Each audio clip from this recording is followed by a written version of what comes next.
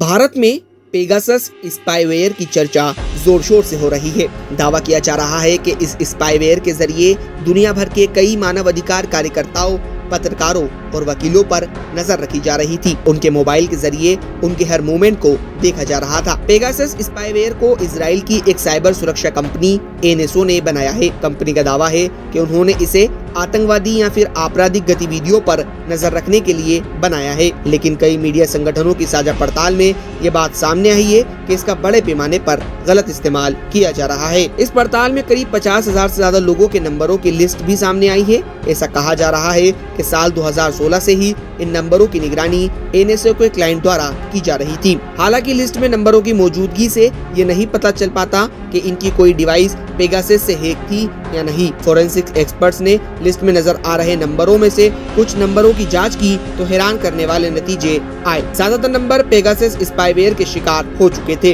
अंतर्राष्ट्रीय मीडिया संगठनों का दावा है कि आने वाले दिनों में वो उस लिस्ट को उजागर करेगी जिसमें दुनिया के सैकड़ों बिजनेस एग्जीक्यूटिव, दुनिया भर की धार्मिक हस्तियां, शिक्षाविद, एनजीओ कर्मी, सरकारी अधिकारी शामिल हैं। इसके अलावा कुछ देशों के कैबिनेट मंत्री, राष्ट्रपति और प्रधानमंत्री भी इस लिस्ट में शामिल हैं। लिस्ट में एक देश के शासकों के परिवार वालों का नाम भी शामिल है।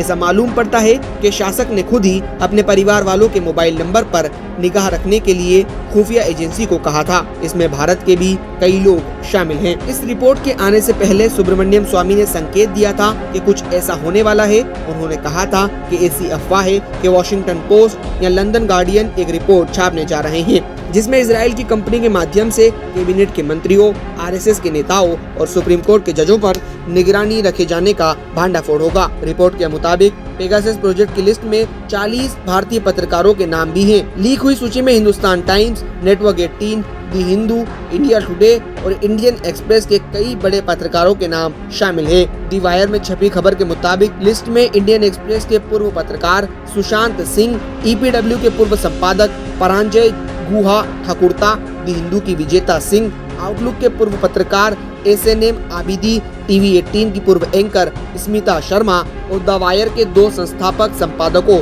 सिद्धार्थ वरदराजन और एन के वेणु के फोन नंबर पर भी नजर रखी जा रही थी।